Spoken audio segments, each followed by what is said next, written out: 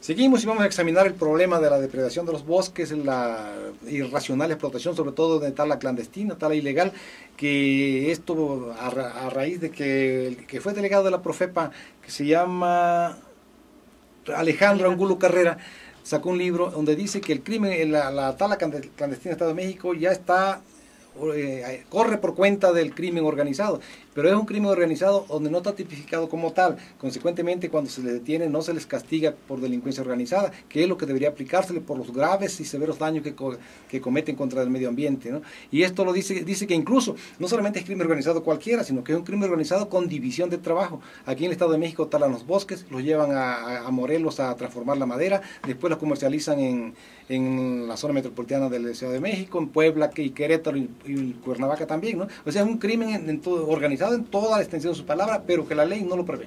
Sí, cuando él fue delegado de la Profepa hizo muchas denuncias, fue mancuerna del exalcalde Félix Alberto Linares también, quienes estuvieron luchando por salvar los bosques de Ocuilan en ese tiempo, y que lamentablemente ahora, pues al parecer se ha permitido que se sigan talando. Es un estudio importante de alguien que conoce del tema, que tardó años haciéndolo también, y al que se tendría que voltear a ver, porque la verdad es que es muy preocupante. Sí es verdad que nosotros a veces solamente nos damos cuenta pues más bien de los delitos del foro común, lo que más nos atañe, y creemos que delincuencia organizada pues son solamente los narcos que van, que matan, los muertos que están apareciendo en distintos sitios, pero también en el medio ambiente existe, y es muy preocupante porque nosotros lo hemos mencionado aquí, el medio ambiente se tiene que preservar, porque si no, no hay vida simplemente en este mundo. Sí, o sea, los daños, las consecuencias de esta tala irracional que corre por cuenta de la delincuencia organizada son gravísimos, tienen repercusiones multiplicadoras adversas de diferentes, o sea, afectan suelo, afectan el agua, afectan la flora, la fauna,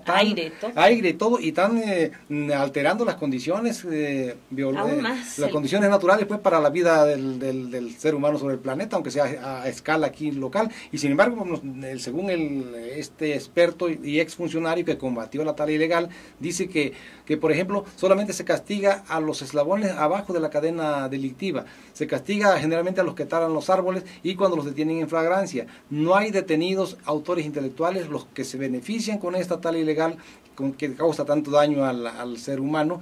Eso nunca aparece, ni siquiera se les identifica, ni siquiera se les conoce. Sí, la verdad es que aquí falta muchísimo trabajo por parte de las autoridades para sancionar esta tala ilegal, porque estamos viendo que se están devastando los bosques, y la verdad es que no va a haber dinero que alcance para poder costear o pagar estos daños, para poder generar otros bosques como los que estamos perdiendo, porque esto ya es prácticamente irreversible, y que ha faltado pues trabajo de todos, y los ciudadanos lamentablemente que están tratando de defender sus bosques, como ha pasado en Ocuilan, son perseguidos y no son respaldados por las autoridades. Ahora también recuperar un bosque no es cuestión de un día para otro. En primer lugar, un bosque para que esté grande dura como 15, 20 años mínimo, y eso suponiendo que todos los árboles que se plantan se peguen, prendan y sobrevivan, porque también hay una alta mortalidad de árboles que se plantan porque la gente los planta mal, porque no hay cuidado, porque hay incendios, porque hay sobrepastoreo. Pero solo van a la foto, sí, en realidad. Y en realidad no les interesa. Digo, no les interesa a las autoridades de verdad combatir a fondo este delito y estos daños que ocasionan a la naturaleza, que lo que nos decía, lo que dice el exfuncionario es que pues no se tipifica como delincuencia organizada, como crimen organizado, cuando debería estar, porque además incluso también corrompe autoridades, compra voluntades, somete comunidades por el miedo y con las armas y con grupos armados. Una situación muy delicada que en estos momentos ya casi no se habla de eso. Sí, es que estos delitos la verdad es que son gravísimos y es necesario tener conciencia de esto. Primero porque como tú mencionas es un costo que no vamos a poder pagar, que ni siquiera sabemos si vamos a poder vivir para volver a ver un bosque como el que existía y que se está dañando por el crimen organizado, porque han encontrado que es un negocio muy redituable, pero sobre todo con mucha impunidad, donde las autoridades no están actuando, están dejando que los criminales se lleven los árboles como si no importara, y los efectos van a ser devastadores para todos. Los efectos pueden ser hasta mortales si no exageramos, porque finalmente se genera un mayor cambio climático que trae como consecuencia mayores tormentas, mayores sequías, incendios y todos estos percances, el impacto, pues sí, el impacto, sí, hacia nosotros, que bueno, finalmente, pues somos una mínima parte en medio de esa naturaleza y de todos los desastres que se pueden generar. Y llama la atención que, por ejemplo, en la zona de la mariposa monarca, que toda esa región es la que genera el agua que se llevan para el sistema Cuxamala, sin embargo, ni esa cuidan.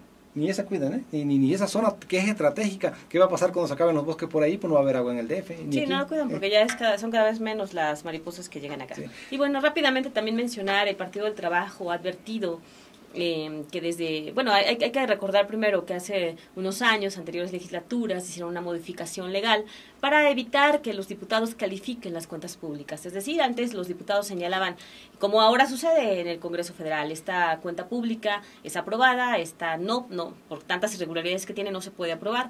Eso se eliminó, ahora solamente la conocen, hablan de que ya supieron cuáles son las observaciones y le piden al órgano superior de fiscalización que busque que se subsanen. Es decir, la propia Cámara legisló para debilitar su facultad fiscalizadora del gasto público en el Estado y en los municipios, y desde luego dejó muchas facultades en el caso del órgano superior de fiscalización, que desde luego la fiscalización debería ser autónoma definitivamente, pero en condiciones que permitan de verdad a los órganos autónomos y a sus titulares ejercer autonomía. En las condiciones políticas y sociales en que se debaten los estados, un órgano autónomo fiscalizador, pues desde luego responde más a los intereses del gobernador en turno en cualquier estado y de cualquier partido, que a la propia Cámara y que a la propia sociedad. Yo creo que en esto sí tienen que avanzarse mucho. Quizás tienen que revertir esa medida que se tomó y que se adoptó, porque pues está debilitando la función fiscalizadora. Sí, uno de los argumentos que se esgrimió en su momento fue que se politizaba este asunto, que la oposición lo aprovechaba para criticar, para ir en contra y descalificar las cuentas públicas, las finanzas, la aplicación de recursos de los gobiernos. Sin embargo, como tú mencionas, pues finalmente una de las funciones principales del Poder Legislativo de los diputados es fiscalización. Y el órgano superior de fiscalización en estos momentos es dependiente del Poder Legislativo. Pero sucede que las cuentas pues solo las conoce el órgano superior y muchas veces los diputados no tienen acceso a ellas, a pesar de que por ley ellos tendrían que hacerlo, a pesar de que son los jefes de los FEM. Es increíble lo que está pasando, entonces a lo mejor sí se requeriría un cambio, pero bueno, ahorita como está conformada la legislatura es imposible, habrá que ver cómo queda en la siguiente legislatura y si realmente lo hacen, porque la oposición fue partícipe de esta reforma. Ellos votaron a favor también de que así fuera y ahora se están arrepintiendo. Sí, la cuestión es que, por ejemplo, el PT señala y algo que sí tiene razón, tiene sentido. Dice que el órgano superior de fiscalización definitivamente es más vulnerable a las presiones del Poder Ejecutivo que la Cámara en su conjunto, y eso es cierto, debieron haberlo visto desde cuando reformaron y cambiaron esta situación, ¿no? Por una parte. Y también señala otra cuestión que casi no se comenta, pero que es evidente. Dice que el titular del órgano superior de fiscalización, aun cuando lo elige el Congreso local, en el fondo siempre lo propone y lo designa el gobernador en turno, y la Cámara nada más convalida esa decisión que toma allá, porque el PRI, que es mayoría, es el que propone, pero definitivamente a la fracción parlamentaria del PRI pues le dice el gobernador a quien propone. Consecuentemente es un empleado, es un funcionario, alto funcionario, que tiene funciones delicadas, funciones estratégicas, pero que fue puesto pues indirectamente por el gobernador. Efectivamente, es algo que siempre se ha señalado, que es una cuota del Ejecutivo.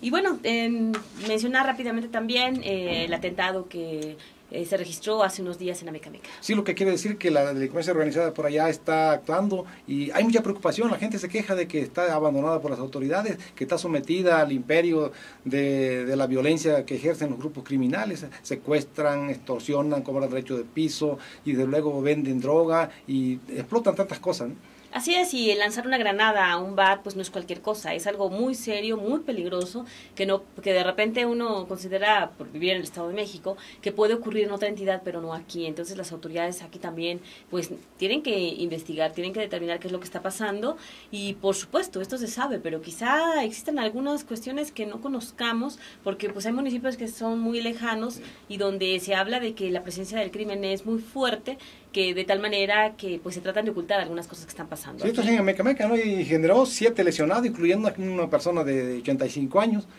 Así es, entonces pues vamos a ver qué sucede, ojalá que las autoridades también den una explicación, que investiguen y que esto no quede impune. Así es. Pero bueno, se nos ha acabado el tiempo. Queremos agradecerle que está con nosotros como siempre, Macari, buena tarde. Buena tarde. Buena tarde y los esperamos en otro programa.